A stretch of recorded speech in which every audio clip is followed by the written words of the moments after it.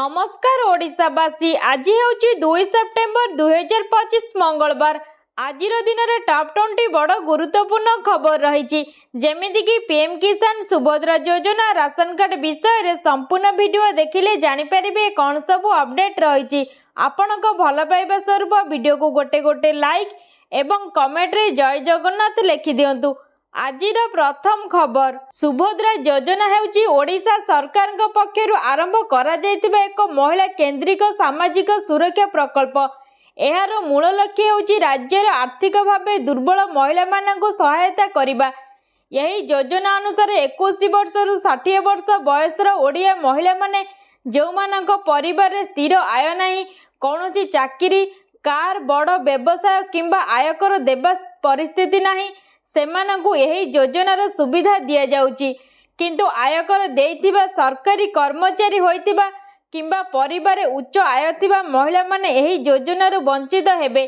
सुभद्रा योजनार योग्य महिला मानकु प्रति वर्ष निर्धारित राशिर अर्थ सहायता सरकारी भावे दिया जाउची, जहा सेमानक परिवार दिनचला खर्च रे बहुत सहायक होइची। एबे कौनसी साइट ओपन होई नाही, जेते जल्दी ओपन हेबो आमे आपनकु निहांती भाबरे जणाई देबु। परवर्ती खबर, सार अभावी बिक्री 750 चाषी पई आसिला मात्र एतिकी पैकेट सार।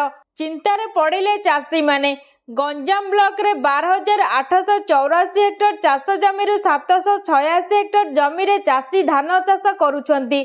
वर्तमान जमी रे धान तली बढ़िबारे लागिछि। उन्नत फसल निमंते यही समय रे लोके बिले रे पीड़िया बा सार पकाइबा पई तत्परता देखाउथुवा बेले सार अभावी बिक्री चाषी को चिंतारे पकाउछि। यूरिया सार पे ब्लॉक रो विभिन्न पंचायत और एनएससी रो 750 चाषी डीलर ठारे आवेदन करिथिबा बेले सोमवार मात्र 225 पैकेट सार आसीथिबा जणा पड़िछि। एथिपाई जिला प्रशासन दृष्टि देबाकू स्थानीय अंचल चाषी मूल्य नेता तथा पूर्वतन सरपंच दिलीप कुमार छोटराय दाबी करिसंती। परवर्ती खबर, 6000 नुहे 12000 पाइबे चाषी। जानतु डिटेल्स। कृषक मानक पई बड़ खबर, देशर अधारु अधिक लोक एबे भी कृषि एवं चाष माध्यम रे जीविका निर्वाह करंती। एही लोक मानक मध्यरु अनेक लोक चाष करी अधिक रोजगार करि पारु नाहंती। यही कारणरू केंद्र सरकार प्रधानमंत्री किसान सम्मान निधि योजना चलाइछंती। तेबे मध्य प्रदेश सरकार प्रधानमंत्री किसान सम्मान निधि योजना वार्षिक 6000 टंका सहित अतिरिक्त भावे मुख्यमंत्री किसान कल्याण योजना अंतर्गत आउ 6000 टंका प्रदान करुछंती, जहा द्वारा राज्यर चाषी माने वार्षिक मोट 12000 टंका लाभ पाउछंती। जहा पई चाषी को मध्य प्रदेश रा स्थायी बासिंदा पीएम किसान ने पंजीकृत एवं निजस्व कृषि जमी मालिकाना आवश्यक। किंतु आयकरदाता सरकारी कर्मचारी और उच्च पेंशनधारी माने एहार योग्य नुहंती एवं ओडिशा रे मध्य 6000 रु 12000 राशि को वृद्धि करिबारे आशंका रहिछि। एहा नै सूचना रहिछि। परवर्ती खबर, लॉटरी जरिया रे हेबो बरमुंडा दुकान बंटन। BDA vice chairman doctor N Tirumala Naik सोमवार एक बड़ घोषणा करिसेंती। भुवनेश्वर बरमुंडा अंतरराज्य बस टर्मिनाल दुकान बंटन हेबो बोली से सूचना देइसेंती। 10 दिन भितर 120 दुकानी को लॉटरी माध्यम रे दुकान को घर आवंटन करा जिवो। दुकानी का मध्य टिके अंतदर बंद थिला, जहा एबे दूर होईची।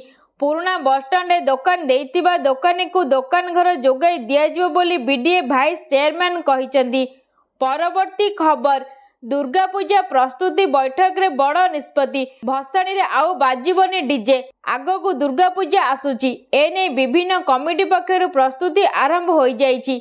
यही परिप्रेक्षी रे कमिशनरेट पुलिस एवं दुर्गा पूजा कमिटी पक्षरु सोमवार एक प्रस्तुति बैठक अनुष्ठित होईछि। बैठक रे एक बड़ निष्पत्ति निया जाइछि। निष्पत्ति अनुसार भुवनेश्वर दुर्गा पूजा भसाणी रे डीजे बाजिब नाही बोली स्थिर करा जाइछि। एपरिकी भसाणी रे लेजर लाइट एवं बाण फुटाइबाकू मध्य बारण करा जाइछि। केवल पारंपरिक बाजारे मां को भसाणी शोभायात्रा हेबो बोली बैठक रे कुहा जाइछि। परवर्ती खबर, कालीठू बदलिला एसबु बड़ नियम। केउंथिरे मिलिबो लाभ, कौन पड़िबो प्रभाव, जानंतु।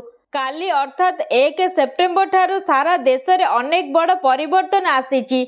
साधारण लोकंक पई यह जानिबा गुरुत्वपूर्ण। ଏହି ମାସଟି ମଧ୍ୟ ବିଶେଷ ହେବାକୁ ଯାଉଛି କାରଣ 3 ସେପ୍ଟେମ୍ବରରୁ ଜିଏସଟି ପରିଷଦ ବୈଠକ ଅନୁଷ୍ଠିତ ହେବାକୁ ଯାଉଛି। ଏହି ବୈଠକରେ ଜିଏସଟି ହାର ହ୍ରାସ ସମ୍ପର୍କରେ ନିଷ୍ପତ୍ତି ନିଆଯାଇପାରେ। ଗ୍ୟାସ୍ ଏଜେନ୍ସି ପ୍ରତି ମାସର ପ୍ରଥମ ତାରିଖରେ ସିଲିଣ୍ଡର ମୂଲ୍ୟ ପରିବର୍ତ୍ତନ କରିଥାଏ। ଏହି ପରିବର୍ତ୍ତନ 14 କିଲୋଗ୍ରାମ ଏବଂ 19 କିଲୋଗ୍ରାମ ସିଲିଣ୍ଡରରେ କରାଯାଇଥାଏ। ଯଦି ଆପଣଙ୍କର ଏସବିଆଇ ଷ୍ଟେଟ୍ ବ୍ୟାଙ୍କ ଅଫ୍ ଇଣ୍ଡିଆର କ୍ରେଡିଟ୍ କାର୍ଡ ଅଛି ତେବେ ଏହା ଆପଣଙ୍କ ପାଇଁ ଉପଯୋଗୀ ଖବର ହେବ।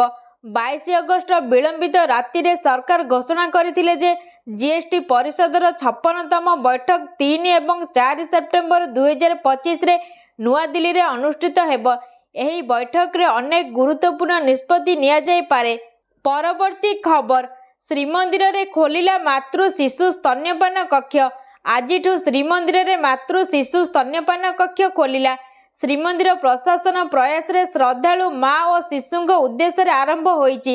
ନିକଟରେ ଏନେଇ ନିର୍ଦ୍ଦେଶ ଦେଇଥିଲେ ଶ୍ରୀମନ୍ଦିର ମୁଖ୍ୟ ପ୍ରଶାସକ। ପରବର୍ତ୍ତୀ ଖବର, ଆଶା କର୍ମୀଙ୍କ ଚିକିତ୍ସା ଅବହେଳାରୁ ମୃତ୍ୟୁ ଅଭିଯୋଗ। କ୍ଷତିପୂରଣ ଦାବିରେ ମୃତଦେହ ରଖି ପରିବାର ଓ ଗ୍ରାମବାସୀଙ୍କ ରାସ୍ତା ଅବରୋଧ। ଚିକିତ୍ସା ଅବହେଳାରୁ ଗର୍ଭବତୀ ଆଶାକର୍ମୀଙ୍କ ମୃତ୍ୟୁ ହୋଇଛି। ରାଜରାସ୍ତାରେ ମୃତଦେହ ରଖି ପରିବାର ଗ୍ରାମବାସୀଙ୍କ କ୍ଷତିପୂରଣ ଦାବି କରିଛନ୍ତି।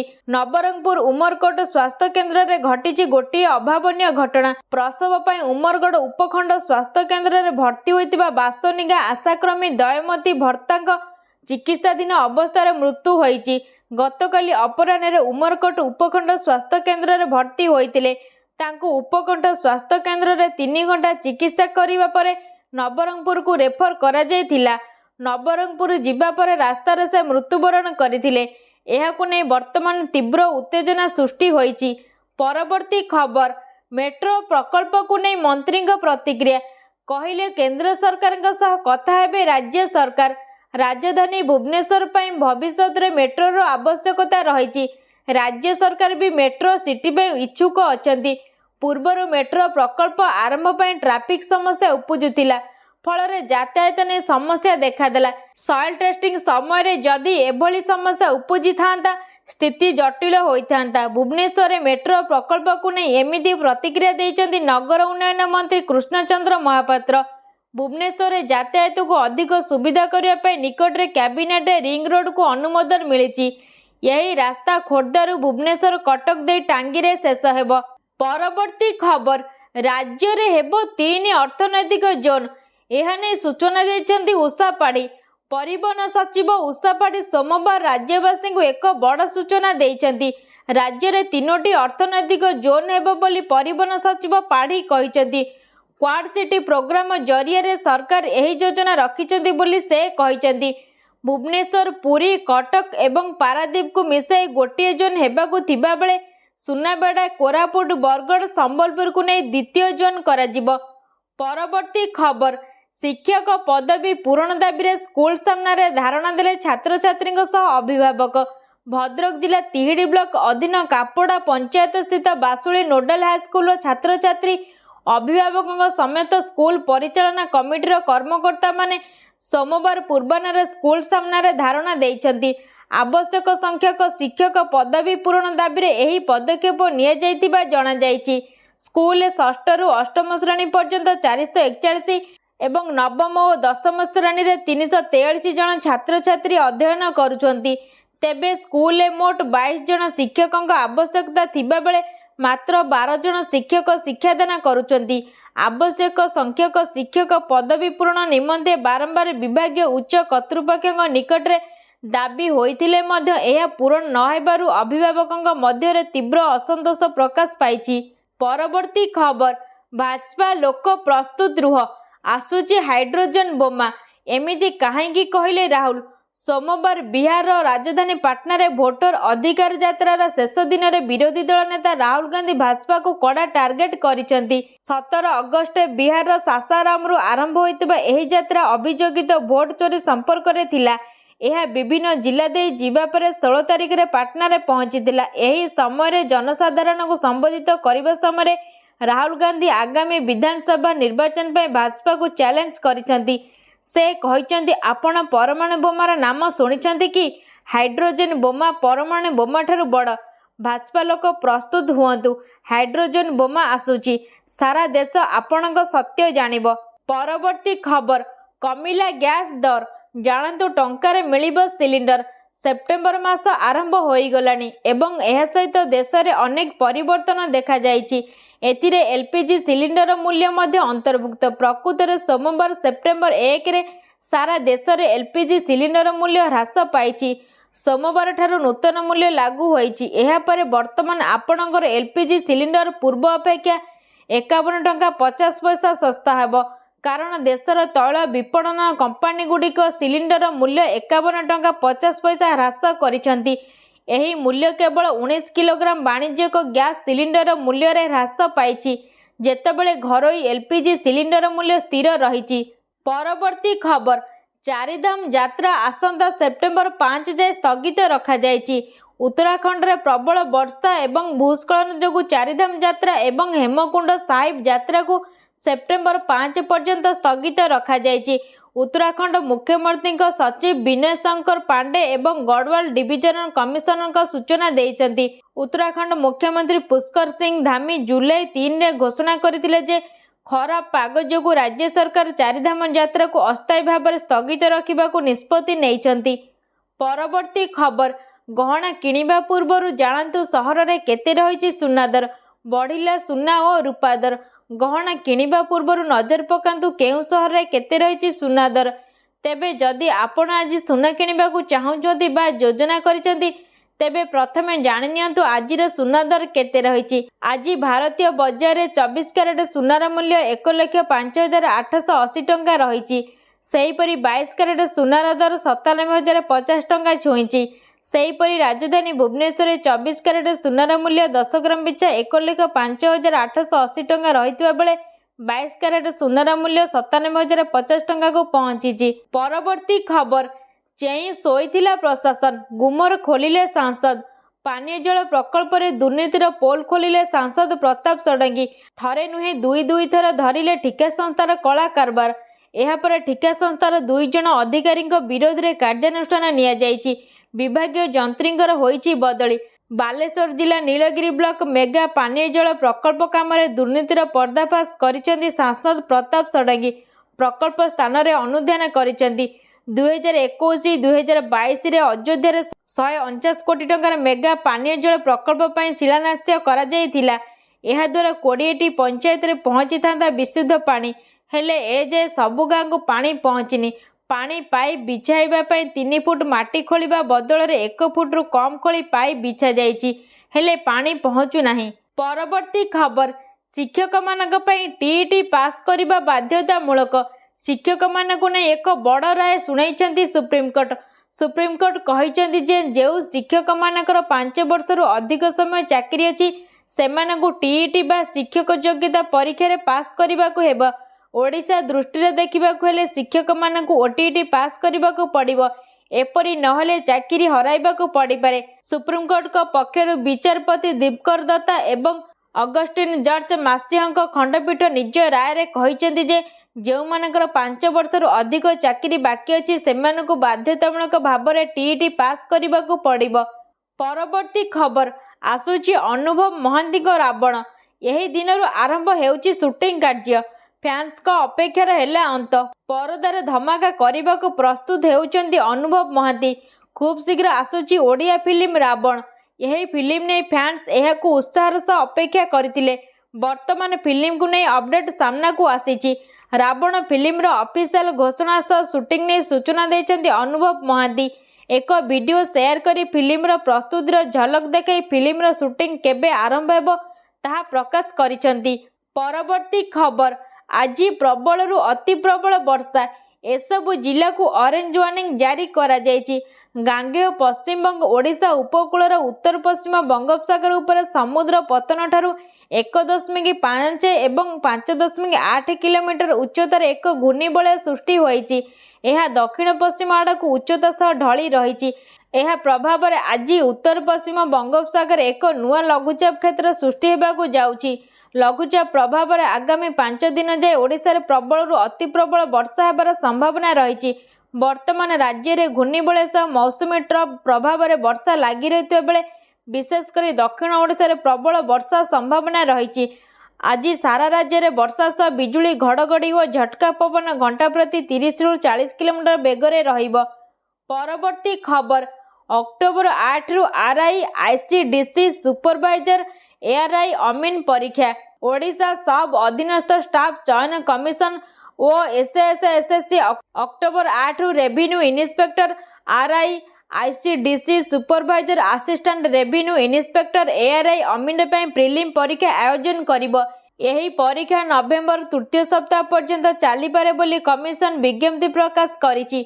पूर्वरु यही परीक्षार मेन्स 2025 रे रद्द होइतिला एवं हाईकोर्ट निर्देश अनुसार नूतन प्रिलिम परीक्षार तारीख घोषणा करा जायछि। प्रिलिम परीक्षार उत्तीर्ण हेबा परे मेन्स और कंप्यूटर स्किल टेस्ट हेबो।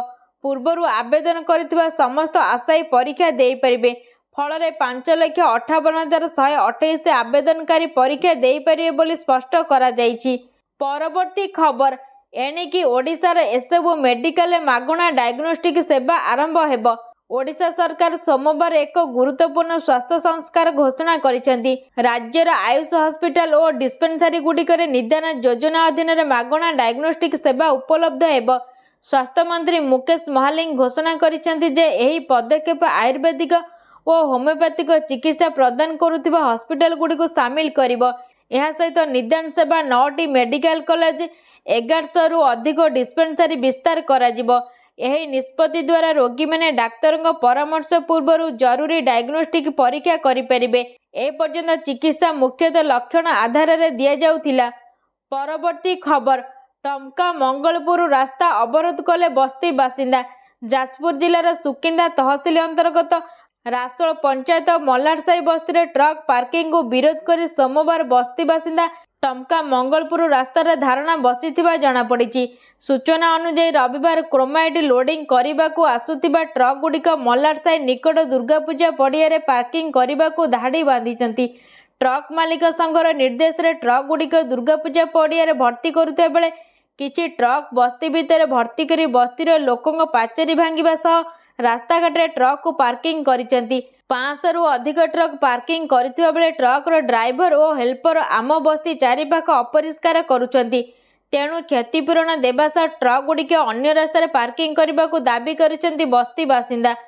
परवर्ती खबर 4 दिनिया दिल्ली गस्तर जिबे मुख्यमंत्री मोहन चरण मांझी। मुख्यमंत्री मोहन चरण मांझी 4 दिनिया दिल्ली गस्तर जिबे। आज दिल्ली रे हेबाकु थिबा सेमिकन सम्मिलन रे जोग देबे। एही सम्मिलन रे मुख्यमंत्री किछि केंद्र मंत्री एवं केंद्रीय नेतृत्व को भेटिबार कार्यक्रम रहिछि। परवर्ती खबर नवेम्बर रु आरंभ हेबो पीएम आवास योजना बंटन प्रक्रिया। पर्यायक्रमे आवास योजना घर देबे राज्य सरकार। नवेम्बर मासरु आरंभ हेबो पीएम आवास योजना बंटन प्रक्रिया। पर्यायक्रमे दियाजिबा आवास घर भाग होइतिबा एवं भिन्नक्षम हिताधिकारी को मध्य घर देबे सरकार।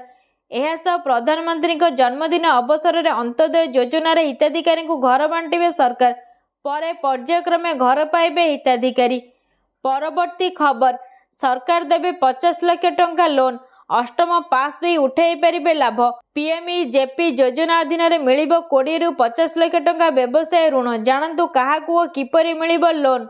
आजिकाली समस्ते निजर व्यवसाय आरंभ करिबार स्वप्न देखते किंतु सबुठारु बड़ समस्या होची पुंजी। प्रायतः लोकों पाखर आइडिया और आग्रह थाए किंतु टंका अभाव सेमाने एसबुरु वंचित होइथांती। एपरी युवपीढ़ी और साधारण नागरिकों पर सरकार एक स्वतंत्र योजना आनिछंती जहाँ अधीन रे अष्टम पास करिथिबा व्यक्ति मध्य 20 लाख रु 50 लाख पर्यंत व्यवसाय ऋण करिपारिबे। एहा नै सूचना रहिछि। परवर्ती खबर केसीएल चमकिले सैमसन। एशिया कप रे करिबे कि ओपनिंग। केरल क्रिकेट लीग 2025 रे संजू सैमसन का जबरदस्त प्रदर्शन देखा मिली। एशिया कप 2025 पूर्व संजू सैमसन एपरी कौन सुजोग छाड़ू ना जहाँ तांको ओपनिंग पोजिशन पे कौन विपद सृष्टि करें। केरल यही विकेट कीपर बैट्समैन किछि समय धरी टॉप ऑर्डर रे चमत्कार प्रदर्शन करिसेंती जहाँ तांको एशिया कप रे ओपनिंग करने को प्रबल दाबीदार करिछि। 2025 एशिया कप पे सद्य घोषित भारतीय दल रे संजू सैमसन को मध्य सामिल करा जायछि। शुभमन गिल को मध्य उप अधिनायक भाव में दल में स्थान मिली। एपरी परिस्थिति रे एशिया कप रे संजू सैमसन को स्थान में शुभमन गिल ओपनिंग करिवे बोली अनुमान करा जाउछि। परवर्ती खबर 800 ଏକର ଜାଗାରେ ହେବ ନୂଆ ଭୁବନେଶ୍ୱର। ସିଙ୍ଗାପୁର ସରକାର ନେଇଛନ୍ତି ଡ୍ରଇଂ ଏବଂ ଡିଜାଇନ ପ୍ରସ୍ତୁତ ଦାୟିତ୍ୱ। 800 ଏକର ଜାଗାରେ ହେବ ନୂଆ ଭୁବନେଶ୍ୱର। ଗତକାଲି ମୁଖ୍ୟମନ୍ତ୍ରୀଙ୍କ ଘୋଷଣା ପରେ ନୂଆ ଭୁବନେଶ୍ୱରକୁ ନେଇ ବଢ଼ିଛି ଉତ୍କଣ୍ଠା।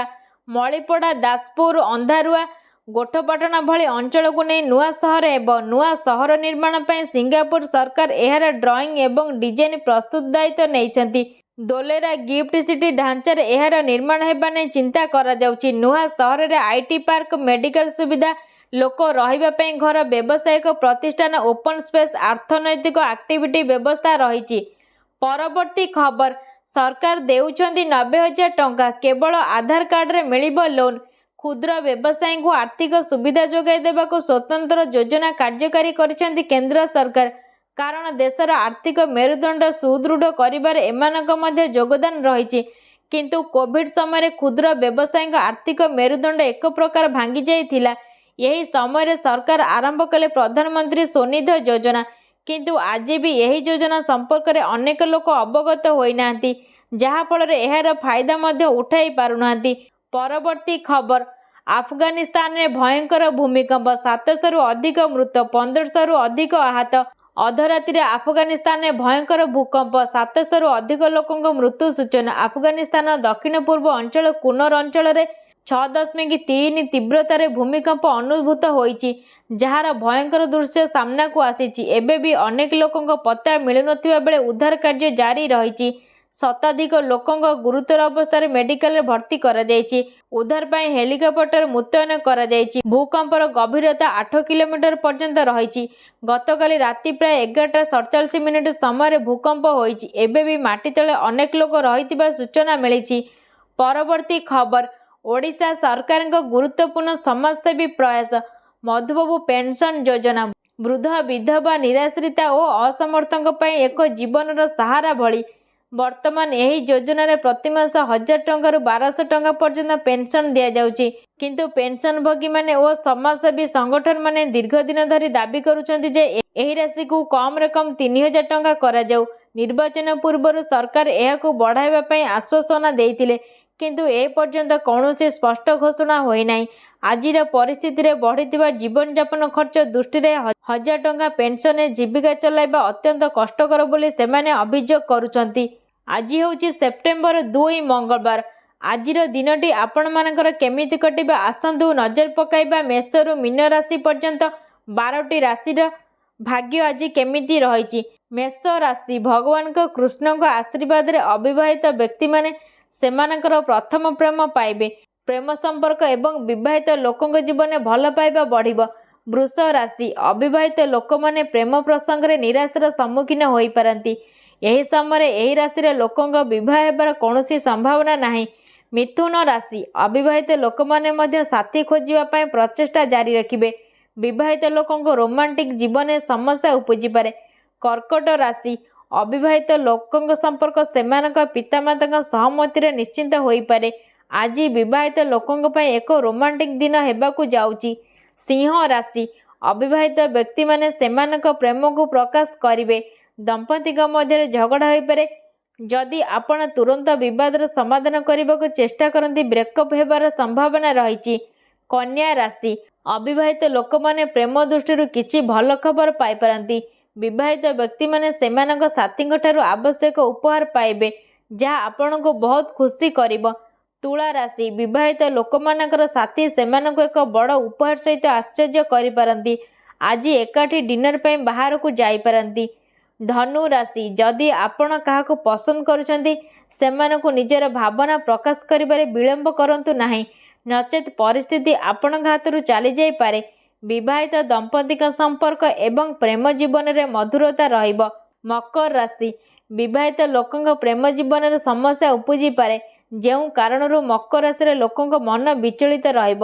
ଯେଉଁମାନେ ସମ୍ପର୍କରେ ନାହାନ୍ତି ସେମାନେ ପ୍ରେମ ସମ୍ପର୍କରେ ନିରାଶାର ସମ୍ମୁଖୀନ ହୋଇପାରନ୍ତି। ଅର୍ଥାତ୍ ଏହି ସମୟରେ ପ୍ରେମ ବିବାହର କୌଣସି ସମ୍ଭାବନା ନାହିଁ। କୁମ୍ଭ ରାଶି, ଅବିବାହିତ ଲୋକଙ୍କୁ ପ୍ରେମ ଦୃଷ୍ଟିରୁ ଟିକିଏ ଅଧିକ ସମୟ ଅପେକ୍ଷା କରିବାକୁ ପଡ଼ିବ। ବିବାହିତ ଲୋକମାନଙ୍କର ସାଥୀ ସେମାନଙ୍କୁ ଏକ ରୋମାଣ୍ଟିକ ଡେଟ୍ରେ ନେଇ ସେମାନଙ୍କୁ ଏକ ବଡ଼ ଉପହାର ଦେଇପାରିବେ। ମୀନ ରାଶି, ଘନିଷ୍ଠ ସମ୍ପର୍କ ହେତୁ ବିବାହିତ ଦମ୍ପତିଙ୍କ ମଧ୍ୟରେ ଝଗଡ଼ା ହୋଇପାରେ। संपर्क थिबा लोकंकु निज साथींठारु असंतोषर सम्मुखीन हेबाकु पड़िपारे। आजिर वीडियो आपण मानकु केमिति लागिला आगामी वीडियो रे आपण केउ प्रकार वीडियो देखिबाकु चाहुचंती आमको कमेंट रे जरूर कहतु। ओडिया राजनीति नियमित अपडेट, ओडिशार शिक्षा और चाकरी सुजोग, टेक्नोलोजी टिप्स, स्वास्थ्य संबंधी परामर्श, ओडिया राशिफल और ज्योतिष, मनोरंजन और सिनेमा खबर, अन्य खबर विषय जानवाक चाहूले कमेंट लिखि दिंतु। संपूर्ण वीडियोटी को देखुथिबारु धन्यवाद।